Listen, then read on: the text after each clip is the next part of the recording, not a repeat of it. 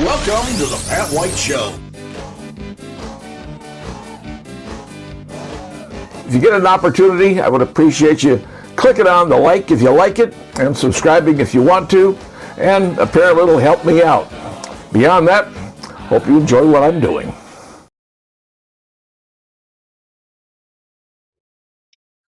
You may have heard a new case is being brought against Senator Adam Schiff.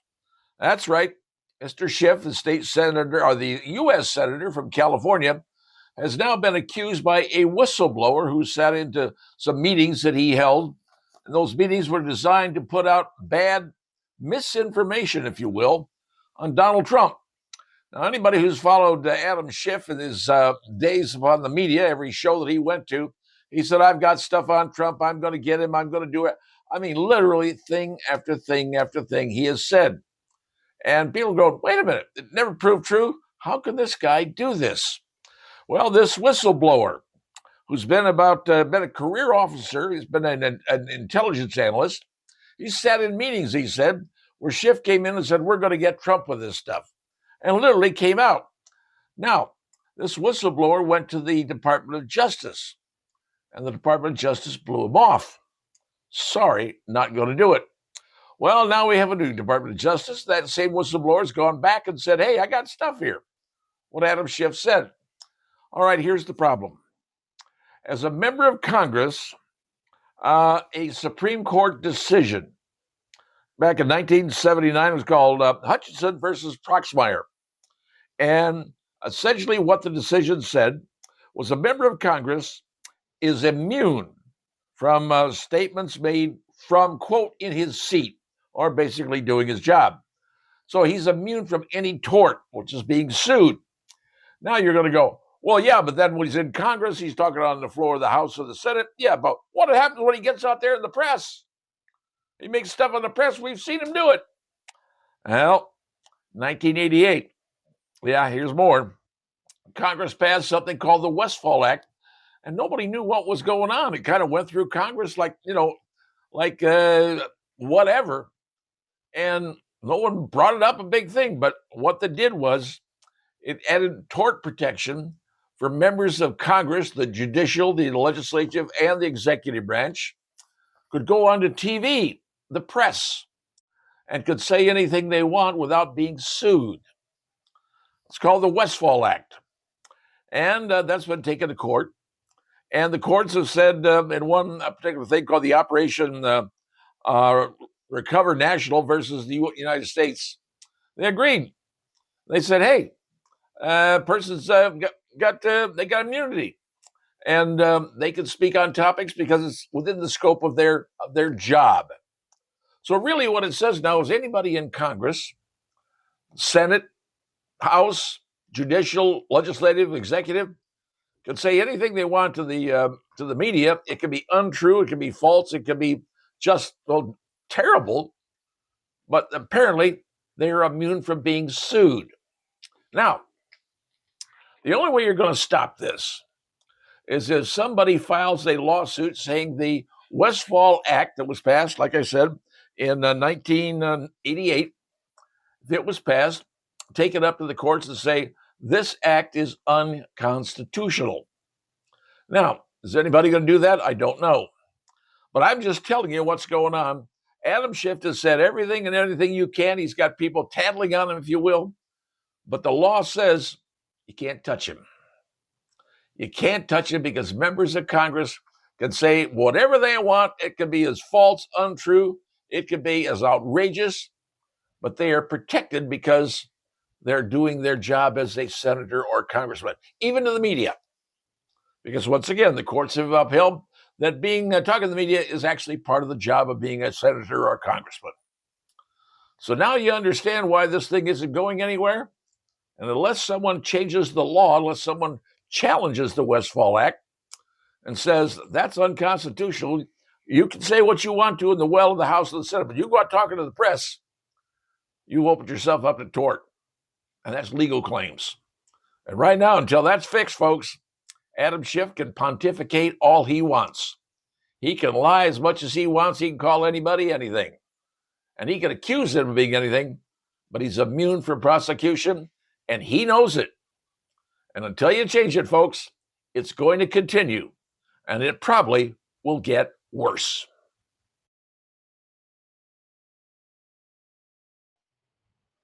In one of my earlier editorial comments, I talked about things like volcanoes, earthquakes, the ring of fire. What's going on is the world itself is starting to move. Our planet is a group of plates, large plates, upper plates, lower plates. Our planet is not a solid entity. It's got parts and it moves. And as it moves, it creates, well, volcanoes, earthquakes, all sorts of bad stuff. And I've talked about that, but I want to talk about one in particular that affects the United States of America. And it's located in the state of Washington. Now, in my youth, I lived in the state of Washington, a little town called Ferndale up near the Canadian border. And there was a mountain near us called Mount Baker. And that was part of the chain of volcanoes that existed. But there's one big one in the state of Washington, which is the tallest, measures 14,410 feet. It's probably the biggest in the Cascades. It's called Mount Rainier. Now, the Indians called it Tahoma, which is probably where they came up with the name of Tacoma, Washington, those kind of things. But Mount Rainier is located between, well, right around Seattle and Tacoma. If you take a look at the pictures and see what it looks like from Seattle, you can plainly see the mountain. You know, Seattle, Tacoma area, yep, plainly see the mountain. It's legendary. It's there what it is. Famous mountain. But folks, it's a volcano. And they have in the last, well, few weeks, months, they've been suffering a massive number of earthquakes right in the area of that volcano. Something is going on. And I mean, if you take a look at the seismograph, they can tell you there's hundreds of earthquakes that are going on underneath that mountain. Well, that mountain may do the same thing that Mount Helens did back in 1980. Remember Mount St. Helens? Remember what it did back in 1980 when it blew up? Killed a whole lot of people, did a whole lot of damage. And literally, when it went, it created what they call lahars. Now you're going to go, okay, what's a lahar? Well, a lahar is a fast-moving river, mud flow, debris flow, call it what you will. It comes down because you see all that ice and snow that accumulates on the top of those mountains, like Rainier. That heat of that eruption evaporates that all rather quickly.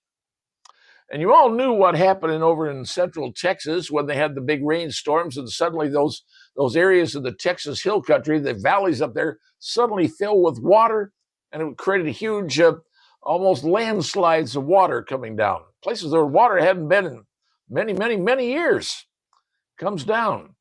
Lahars are essentially the same thing, and the geological people have been plotting those out, saying, hey, if that mountain blows, it's going to create lahars that are epic, things that move at 40 to 50 miles an hour. They can be as much as 500 feet deep. You see a wall of water coming down 500 feet, you ain't got a chance. They've mapped it out and take a look at this. This is where they think the lahars could go. These are down the valleys. People live in those areas. And there's thousands and hundreds of thousands of people. Seattle, Tacoma, it's a big area, folks. There's a lot of people there. And anything like Mount Rainier blowing, and it could happen, not saying that it won't, but nobody thought Mount St. Helens would blow up, and it certainly did. And look what it did in the middle of, well, Washington, nowhere. Mount Rainier is not in the middle of nowhere in the state of Washington. It's right in a very, very highly populated area. And those little lahars kick in, and all those giant streams and debris and everything else flowing down, it's going to be like a flood like no one has ever seen. And I'm not sure what could happen, but the people in Seattle and Tacoma have been warned, are continuously being warned by their local broadcast affiliates, by the meteorological service, the weather people. They're all watching this. They're all seeing this. Now, if you live there, you know what people are talking about. People are seeing the seismograph reports all the time, seeing this place is rumbling. Something's going on. Is Rainier going to belch? Rainier going to have an extrusion, a big one? Nobody really knows, but volcanoes are happening around the Pacific Rim. And that part of the world, on that coastline, that's part of the Pacific Rim because you've got Mount Rainier, Mount Baker, and a few other mountains in that area that are all in the same volcanic line, stress line, call it what you will. But if that lets go, God help the people in those towns. I don't know what people are going to do, and I don't know what they're currently doing.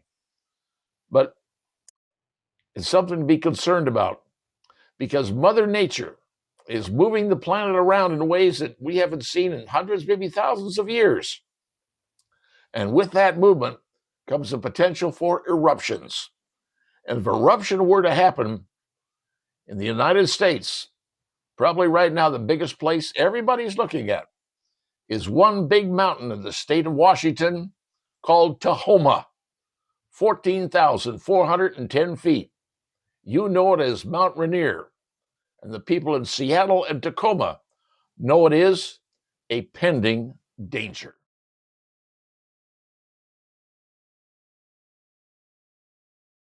Let me ask you a question. Do you watch the Bravo TV network? That's a simple question. I don't know if you do. I've never watched it, but now that I've heard what's coming out of the Bravo network, I can pretty much guarantee you I don't ever plan to watch the Bravo network. And it's all because of a lady who has a podcast on the Bravo network. Her podcast is entitled I've Had It. Her name is Jennifer Welch. Well, she used to be on a reality TV show from 2017, which was like, 8 years ago? And she's now got her podcast. Her TV show was something to do with Oklahoma, Sweet Home Oklahoma 2017. Never heard of it. Apparently it didn't amount to anything. But now she has a podcast. Well, she just came out and said that you people, any of you who voted for Donald Trump 3 times, 2017, 2020, and 2024, need to be banned from Mexican and Chinese restaurants. That's what she's saying. Now, here's what she said. I've had it with white people who triple trumped, and they have the nerve and audacity to walk into a Mexican restaurant, a Chinese restaurant, and an Indian restaurant, go to perhaps their gay hairdresser. And then she said she recalled an incident of seeing a MAGA-looking couple, people, if you will, at a Mexican restaurant, and said that they have a lot of effing nerve, she said, after the Trump administration's immigration policies. Well, she continued, and you can take a look at this. Here's what else she said. Look at that for yourself. Frankly, I don't think you should be able to enjoy anything but Cracker Barrel, she said. If you want to triple Trump, which means you vote for Trump 3 times, if you want to browbeat DEI, if you want to browbeat gay people, if you want to browbeat black people, as you've been doing for 400 years, and if you want to browbeat this generation of immigrants who came over here to open up businesses earnestly and pay their taxes, she said, you should not be allowed to go into a Mexican restaurant, a Chinese restaurant, or whatever. She uses more 4-letter words than I know, and she uses them quite liberally. But she had a co-host. Co-host's name is Angie Pumps Sullivan. I don't know where the pumps came from, but that's her name. And Ms. Sullivan went on to say, I want you to give up a credit card in your name. I want you to give up the bank account in your name. I want you to be completely beholden to a man. I don't want you to work. I want you to stay home and make cornflakes from scratch for that effort because that's what you're voting for. And now I'm saying, what's she talking about? Well, then she explains. When we're talking about the golden age, let's make sure America great again. They're talking about you having less rights than men, not being able to have a credit card, not being able to own anything in your own name. So triple Trump country club white women, white Christian women, you should have to forfeit all those luxuries. Now, here's the problem. Those people who own those Mexican restaurants, those Chinese restaurants, are American citizens. They've been here a long time. I know restaurants here in Fort Wayne in particular that my wife and I happen to love going to. I know the families who own them. Been around a long time. They started the business. They're Americans.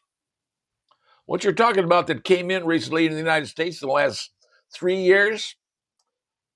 None of these people are Americans, and frankly, none of them really want to be Americans, or else they would have come in the right way. And I know people who did come in the right way and got their citizenship, and it took a long time, and they love America. People who are coming in now just want to create their own country. They want nothing to do with this country, and frankly, don't want to learn the language of this country either, which is going to, frankly, destroy America. But for this woman, sit out there and blast this stuff and say, anybody who goes into these restaurants usually go into Cracker Barrel. Excuse me. Lady, I don't know who you are. I don't know what axe you have to grind. And I have never heard of your so-called Oklahoma reality show and your podcast. I've had it. I don't care. I'm going to eat the restaurants I want to eat at because I know the people who own them.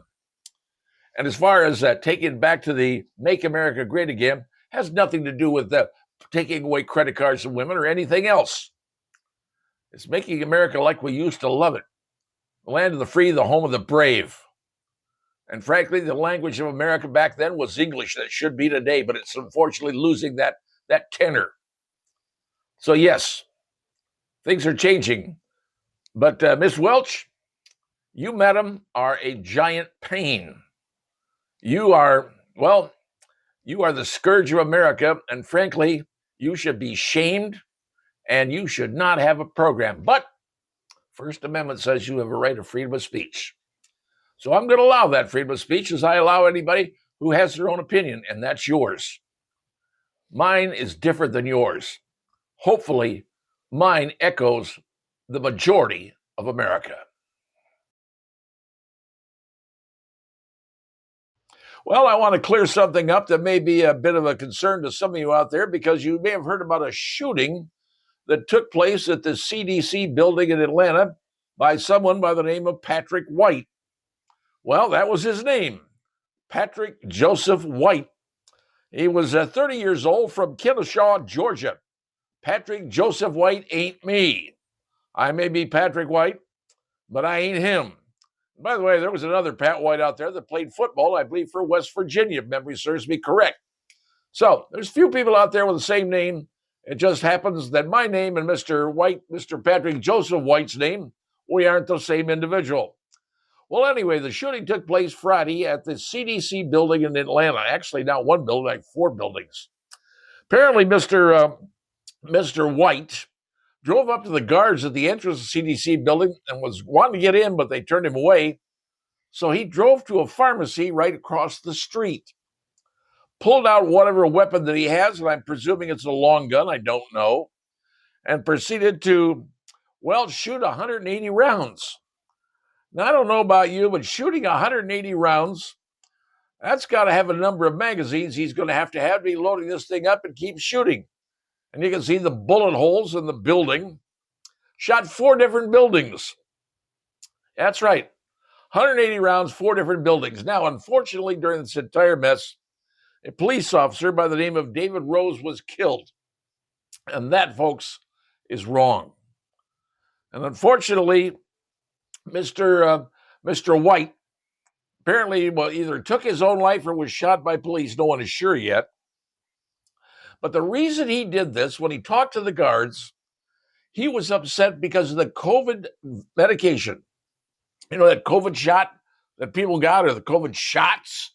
I think it's how many you get nowadays? I don't know. The COVID shot, he claims, made him depressed, made him suicidal. And because of that, he was there at the CDC to do something about it. Say, how dare you do this? That shot you made me take. But you know what? There's been a lot of talk about that happening. There's a lot of talk about people saying, hey, we're finding out some side effects that came with this shot that nobody knew about. Things that are happening. I'm not a doctor, and I'm not prepared to discuss any of those things because simply that's not my area of expertise. But this man said the shot made him depressed and suicidal. Is it possible it did? I don't know. Not a doctor. But he was angry enough to go across the street and put 180 rounds into 4 buildings from the CDC in Atlanta. Well, now the union representing the employees are demanding bulletproof glass, more guards, and evacuation training for those who are disabled. Well, they're telling those folks, hey, go home, work at home, which I thought they've been doing for the longest time anyway. But they're saying it could take weeks or even months to change out the glass in these buildings that the windows were shot up. But putting bulletproof glass in because, well, what's going on the inside and people on the outside don't like it, that may not be a good plan because that says we can do what we want and you can't touch us. So, the person who died, 30-year-old from Kennesaw, Georgia, Patrick White, ain't me. Okay? There's a Pat White football player, and there's me. I ain't that guy shooting at the CDC. Just to make clear, just so you understand. And now you know my side of the story. It's been a long time since we've discussed this, but frankly, I'm going to bring you up to speed and tell you what has happened after that famous kiss cam video showed up. Remember from the Coldplay concert? His name was Andy Byron. And it was an off day, they say. And Coldplay was playing at Gillette Stadium in Massachusetts. One of the things they had there was a kiss cam. And they focus around and take a shot of people. Well, they took a shot of a couple standing there. A gentleman standing behind a lady. He had her wrapped in his arms. And when the camera showed them and put on the big screen, the man standing there panicked, suddenly jumped away, pulled off of the woman, and leaped to the side. The woman realized what was going on, and then she ducked for cover. Well, people sitting there watching that going, what the heck is that? Because if they would have stood there, nothing would have said anything. Nobody would say, because they didn't know who this couple was. But because they acted so irrationally, people started talking and the internet started buzzing. And pretty soon the world found out who this guy was. His name was Andy Byron. Andy Byron was the head of a company called Astronomer, a high-tech company that works with a lot of different things. I don't know really what they do, but high-tech company. So Andy Byron, he had a bit of a problem. The lady he was with, the lady he was hugging, was not his wife. Her name was Kristen Catt. She was the chief people officer of his company. That's right. She headed the HR department, which is the person responsible for upholding company ethics. There she is in the arms of the CEO, who happens to be married to somebody else. By the way, she was married too at the same time. All right, so the whole thing exploded. It was on TV. You saw the stories about what happened to the kiss cam. But what happened after it was done? What happened to his family? What happened to his wife? Well, interestingly enough, the wife, when she found out about this, because she found out the same way that everybody else did, someone sent videos to her. Here's video of this. Take a look at what your husband is doing. So what did she do? Well, overnight, she deactivated all their social accounts. There was no angry post, no public tears, just silence. And you want to know why? Because weeks earlier, she had hired a divorce lawyer. Yeah. She was already planning to divorce this scumbag because she knew what he was doing. She didn't say anything. The family has 2 kids. They live in about a $3 million mansion, have all the things you could possibly imagine as rich people.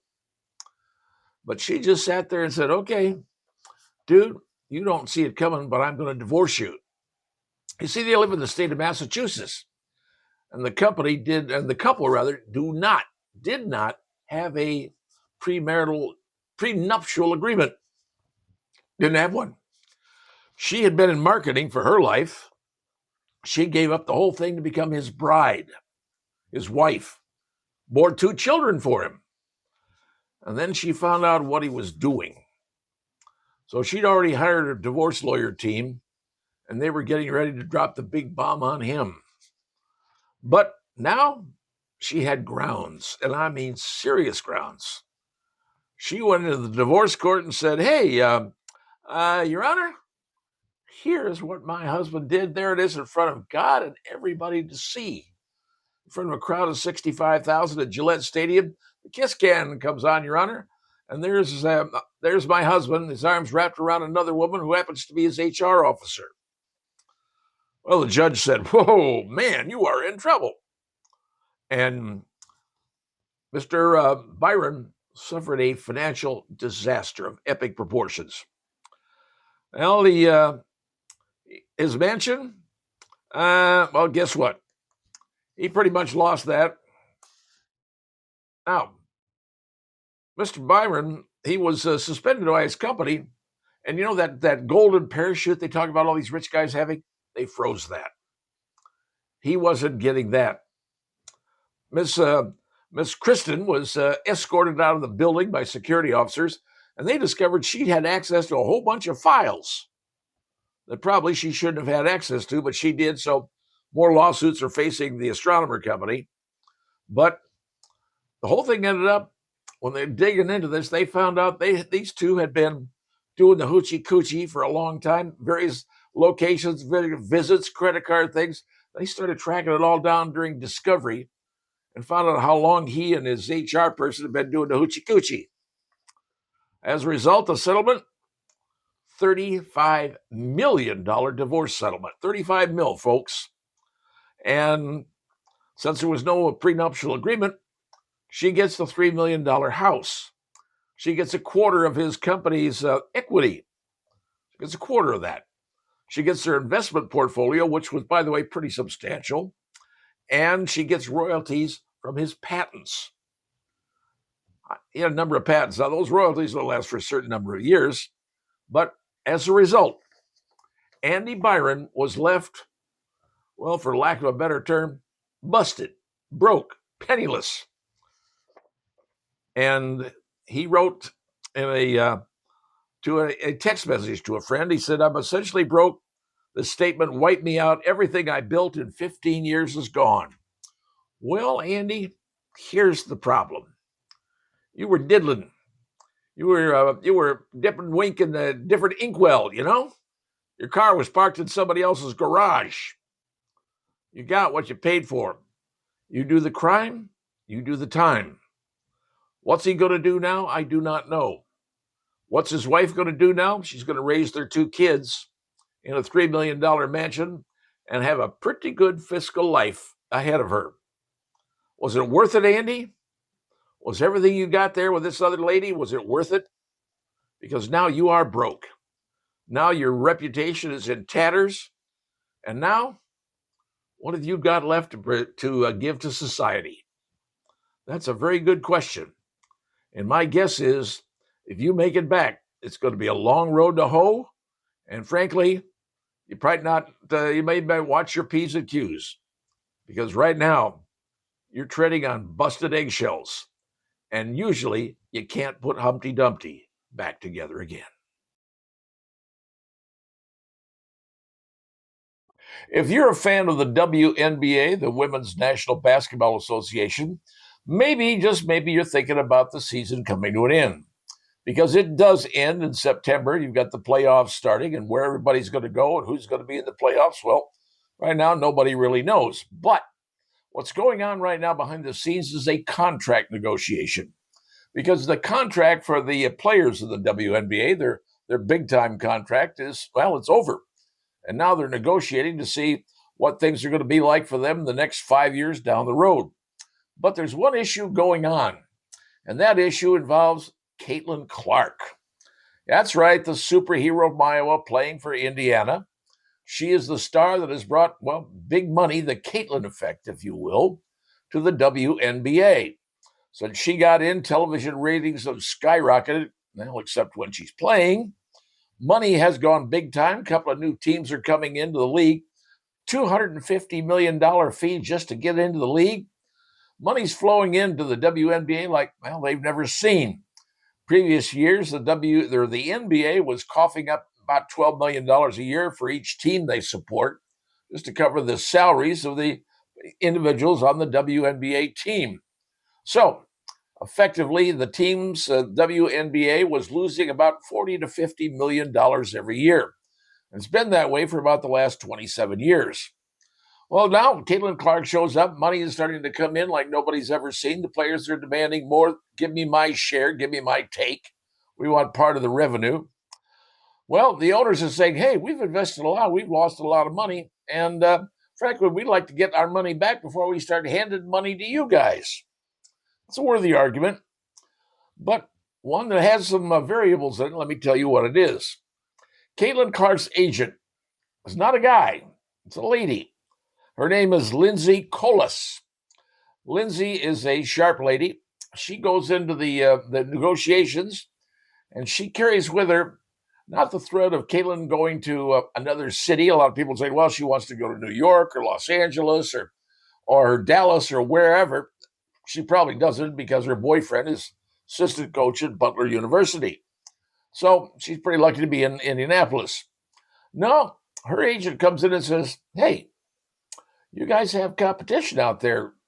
And the competition is called Unrivaled. That's the name of the league, Unrivaled. It's a 3-person, 3-on-3 kind of league. And their season lasts only 8 weeks. 3-on-3, 8-week schedule. You figure the WNBA's got like a 5-month routine. 8 weeks, 5 months. Starting salary for someone in the Unrivaled League is $220,000. Now, this league was started out by a couple of NBA stars. One would be Breanna Stewart. The other one is Naphesia Collier. And they're the two WNBA ladies who started this league. But you figure $220,000 rookie going in? That's pretty good money for an 8-week, 3-on-3 deal. And that's exactly what Miss Colas, the agent for Caitlin Clark, is putting on the table to the NBA owners, the WNBA owners, saying, hey, our people go to that league. Right now, you're going to see about 100 players in the current WNBA, and 20 of them are becoming free agents at the end of the year. This is going to be interesting to see what happens. Will the WNBA acquiesce and just give the players what they want? Some players are saying, we deserve NBA money. No, they don't. They don't have enough money in their league to do that. Yes, they're getting in a $2.2 million media contract. They're getting all sorts of deals going on that are helping them out. And I don't disagree with any of those things, but to be able to pay WN or NBA salaries to these women ain't going to happen, at least not in the near future, because the WNBA is not near as popular as the NBA is. Can it get that way? Maybe. No one knows. But I can tell you this. Miss Colas, the agent for Miss Clark, she's working not for Miss Clark. She's ultimately working for the entire league, because a rising tide raises all boats. And what she is saying to all these owners, hey, these players could go somewhere else and look at the money they're getting for a 3-on-3 8-week deal for $220,000, and your salary for a rookie is $64,000. Well, doesn't make any sense. Now, will the WNBA acquiesce and give the players what they want? Maybe a little, not a lot. But will their pay go up? Yes, most certainly. Will they be pulling in 6 figures? Probably. How much more than that? Nobody really knows. Because right now, Caitlin Clark is injured. She's missed thus far, 15 games? And if she goes out the rest of the year, the ratings are going to plummet, folks. Sorry, that's just exactly what happens. The numbers are there and they show it. People are tuning into the WNBA because of Caitlin Clark. Like it or not, it is what it is. Now, if she's not there, the league's not the same. Will the numbers still be there? Well, the advertisers got their contracts. But the fact that she could leave, go to a different league, work a lot less time, and make a whole lot more money, not that she needs a whole lot more money, but her agent is working for the entire league. And that's pretty doggone strong when you think about it. So now you understand the negotiations are going on in the WNBA to see who's going to get the money and how much they're going to get. Or is another league going to come in? Another league without a TV contract, but if they score somebody like Caitlin Clark, I guarantee you the TV rights will follow. It's just the way the system works. because all boats rise when someone up there is pumping into water. And in this case, the water is gold water, and the gold water is Caitlin Clark.